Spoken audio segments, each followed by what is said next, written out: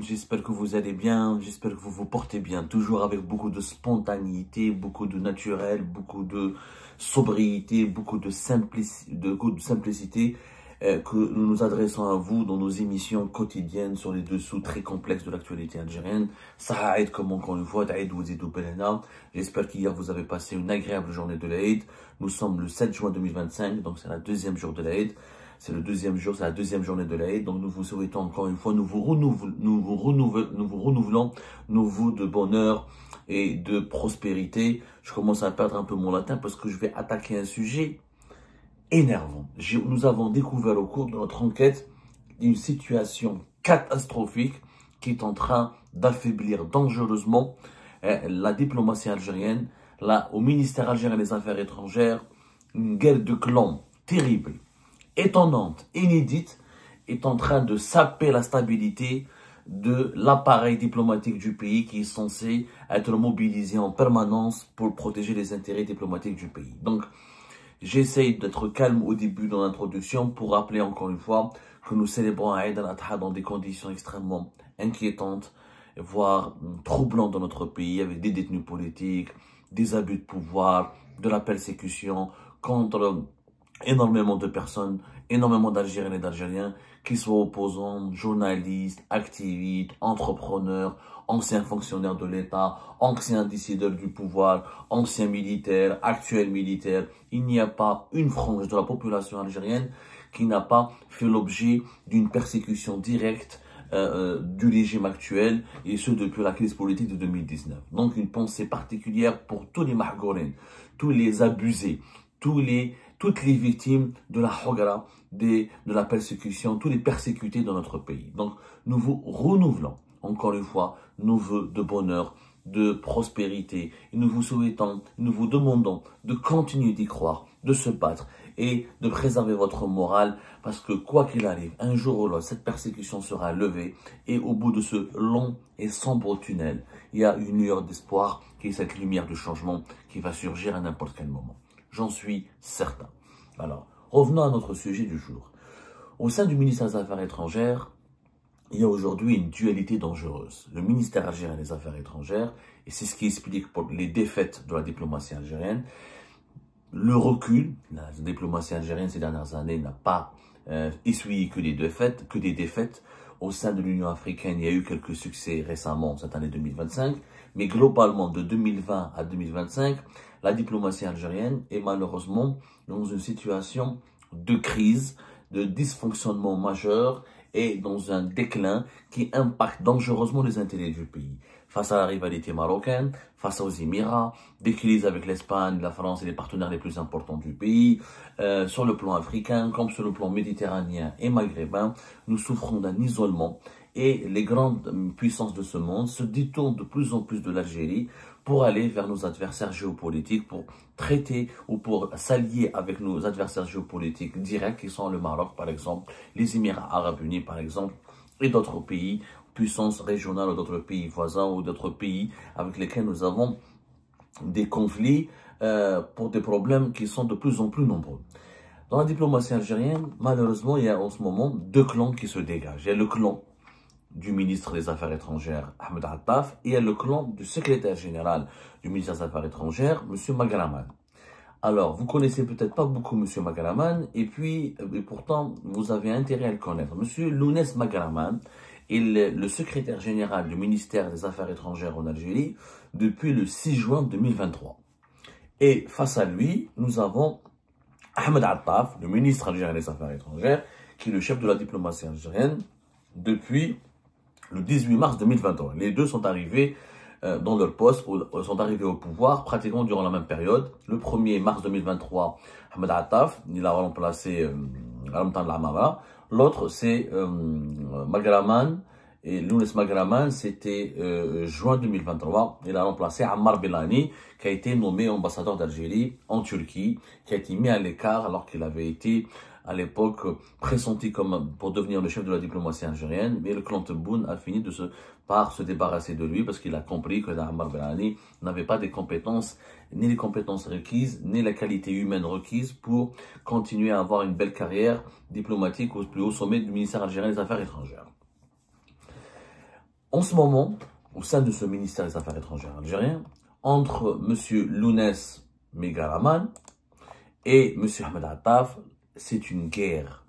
Non seulement, au départ, ça a été une guerre froide, aujourd'hui, ce n'est plus une guerre froide, c'est une guerre violente, officiellement déclarée et assumée par les deux hommes, qui les oppose et qui entraîne dans son sillage tout le ministère algérien des Affaires étrangères. Alors, nous avons appris récemment que des changements importants ont été proposés par Lounès Megaraman, ou plutôt Lounès Magraman, ont été proposés pour des changements importants dans des consulats, dans des postes de consul, dans des postes d'ambassadeurs, dans des postes plus subalternes au sein de certaines ambassades d'Algérie à l'étranger. Et ces changements qui ont été souhaités et proposés par le secrétaire général du ministère des Affaires étrangères ont été tout simplement bloqués par Ahmed Attaf. Tout ce que propose Lounès Magraman est bloqué par Ahmed Attaf. Et tout ce que veut faire Ahmed Attaf, Lounès Magraman essaie de le bloquer ou de le ralentir. Pourquoi?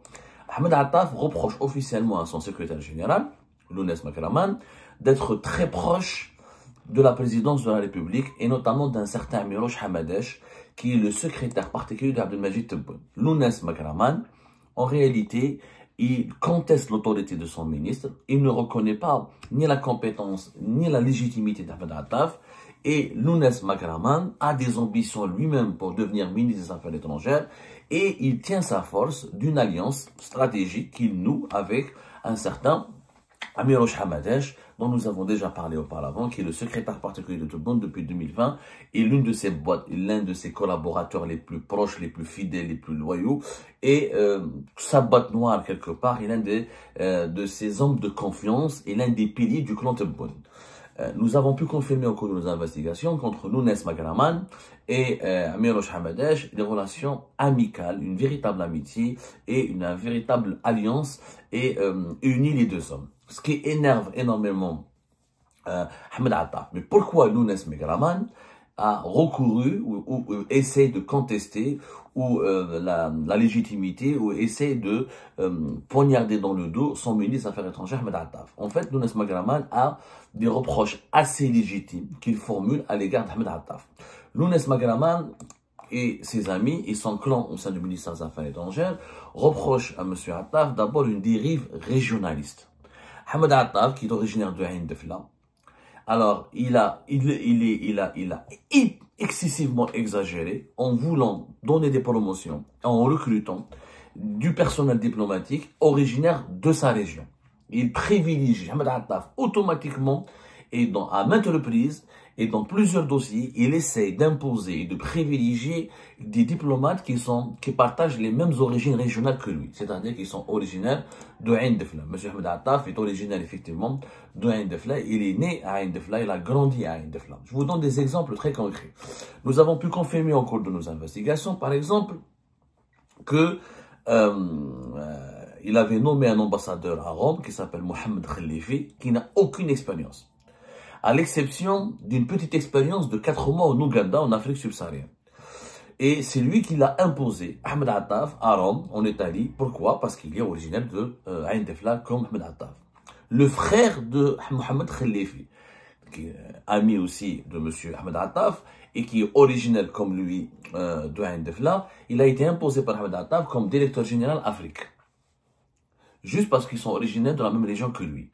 Donc nous avons les deux frères Khalifi qui ont été promus au plus haut sommet de la diplomatie algérienne dans des postes clés, directeur général Afrique au sein du ministère des Affaires étrangères algérien et ambassadeur à Rome en Italie, juste parce qu'ils partagent les mêmes origines régionales que Ahmed Attaf. Et leur expérience professionnelle, elle est extrêmement limitée. Mieux encore, le chef de cabinet de M. Ahmed Attaf, un certain Driss, qui n'a aucune expérience dans le domaine de la diplomatie, dans le domaine de la gestion d'un ministère stratégique et régalien et aussi prestigieux que celui du ministère algérien des Affaires étrangères. Vous savez, la diplomatie, elle exige, c'est un ministère régalien. En Algérie, on a 4 ministères régaliens. Les affaires étrangères, l'énergie, parce qu'on vit du pétrole et du gaz, et c'est ça, 95%, 16% de nos ressources en devises, c'est le pétrole et le gaz. La défense, le ministère de la Défense nationale, l'armée, la sécurité nationale, etc. Le ministère des Finances, parce que c'est le ministère, etc., qui nous permet de gérer les finances de l'État, etc. Le ministère de l'Intérieur, la police, etc. Et le ministère de la Justice. 6 ministères régaliens. Ces postes-là exigent des ministres ou des chefs de cabinet ou des secrétaires généraux qui ont une bonne expérience, qui ont des grandes compétences, parce qu'il s'agit des piliers de l'État. Et bien malheureusement, au sein du ministère des Affaires étrangères algérien, et nous allons enquêter et poursuivre notre enquête sur ce Driss, qui est chef de cabinet de M. Ahmed Attaf, il se distingue par des comportements qui flirtent énormément avec l'immoralité et avec un manque d'expérience et de rigueur étonnant au regard de l'importance de son poste. Mais quand on écoute les membres du clan Attaf, eux aussi ils se défendent et ils attaquent le clan de Magraman.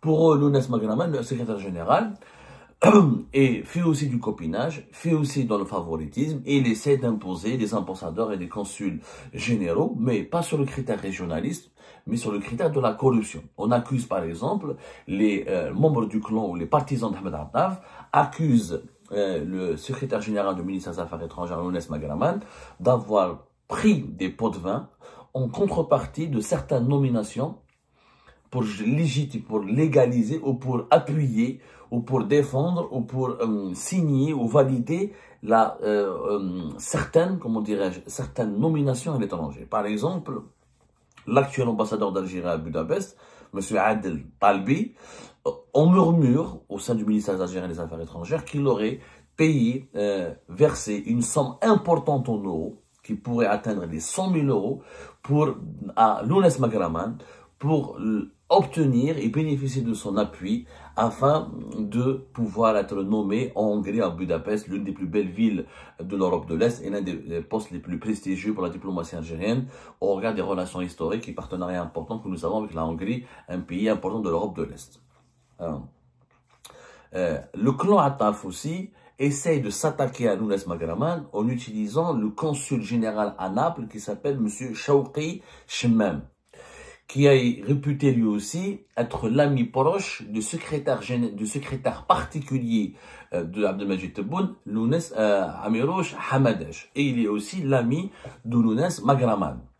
Et M. Ahmed Attaf et ses partisans essayent donc de déstabiliser ou de bousiller Lounès Magraman en provoquant la déchéance ou le départ ou la chute de ce consul général à Naples, Chawqi Chemmam, qui est très apprécié et, comme par hasard, nous avons découvert au cours de notre enquête qu'il a été récemment auditionné par les éléments et les enquêteurs de la Direction centrale de la sécurité de l'armée, la DCSA, de l'enseignement militaire, dans le dossier de l'affaire de la désertion et de la fuite du lieutenant-colonel Marouane, dont nous avons parlé hier, qui était le chef du bureau de sécurité de Rome. Monsieur Chawqi Chemmam a été auditionné dans ce cadre-là. D'ailleurs, à propos de ce lieutenant-colonel Marouane, des informations nous sont parvenues pour dire que finalement il n'était pas en Suisse, il serait en fuite en France. Tout cela reste à confirmer et nous poursuivons notre enquête sur ce sujet. Donc, Chawqi Chemmam, proche de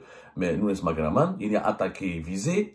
Les proches et les autres ambassadeurs et consuls qui sont proches d'Ahmed Attaf sont attaqués, ils sont visés. Et nous nous retrouvons dans une situation de division totale, de fitna, au plus haut sommet du ministère des Affaires étrangères. Alors que le pays, il est confronté, je le dis bien, à des défis majeurs, à des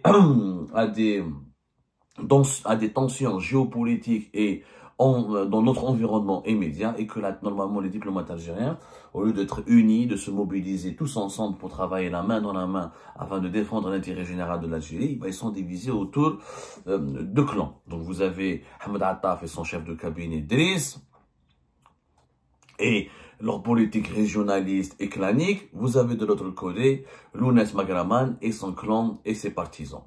Il y a une affaire qui a éclaté récemment au sein du ministère algérien des Affaires étrangères et sur laquelle nous sommes en train d'enquêter. C'est la nomination d'une certaine Qassi Sabrina comme ambassadeur d'Algérie en Slovénie, alors qu'elle était en France, récemment en France, qu'elle a eu un problème d'ordre privé qui, on va dire, moi j'aime pas entrer dans la vie privée des gens, mais disons au ministère des Affaires étrangères, la nomination de cette Kasia Sabrina en Slovénie n'a pas du tout été acceptée ni digérée parce qu'elle a eu des problèmes extra-conjugaux en France et qu'elle était liée à un ressortissant français très controversé et qui aurait un parcours ou qui aurait joué un rôle troublant auprès de cette diplomate algérienne. Et malheureusement, les rapports proposant l'invalidation de sa nomination en Slovénie n'ont pas été suffisamment pris en compte et le ministère algérien des Affaires étrangères a validé sa désignation en Slovénie à Ljubljana. Donc, c'est pour vous dire qu'il se passe beaucoup de choses au sein du ministère algérien des Affaires étrangères. Comme nous venons de le révéler, plus rien ne va. Il y a une véritable guerre de clans entre Magraman, plutôt Lounes Magraman et Ahmed Attaf. Cette guerre de clans paralyse plus que jamais l'appareil diplomatique algérien qui se retrouve maintenant dans une situation d'atavisme, d'immobilisme et d'inefficacité générale. Ça ne peut pas durer. Nous tirons la sonnette d'alarme et nous appelons la présidence algérienne, le palais présidentiel d'El Mouradia, à travers la personne du chef de l'État, Abdelmajid Tebboune. Nous lui demandons d'intervenir en urgence pour mettre fin à cette situation et à ce conflit fratricide entre Ahmed Attaf et Lounes Magraman qui divise le pays. Chacun est un clan. Ahmed Attaf, apparemment, il est proche de d'autres conseillers à la présidence. Nous allons révéler tout cela plus tard. Lounes Magraman, il est ami avec Hamad Chamirouche et Boualem, ça nous l'avons pu le confirmer. Donc, il y a eu à chaque fois que l'un des deux dirigeants puissants du ministère algérien des Affaires étrangères essaie de proposer des solutions, essaie de proposer des changements, essaie de proposer de nouvelles mesures pour améliorer la gestion et la gouvernance des affaires, des intérêts diplomatiques du pays, tout est bloqué. Tout est bloqué parce que chacun va utiliser son pouvoir d'influence et des jokers pour créer une situation d'impasse. Et qui est le plus grand perdant dans cette situation? C'est malheureusement l'Algérie qui recule sur la scène diplomatique et qui ne cesse de s'isoler, qui ne cesse de se retrouver dans des situations d'impasse extrêmement dangereuses pour sa stabilité, sa sécurité et son rayonnement sur la scène internationale.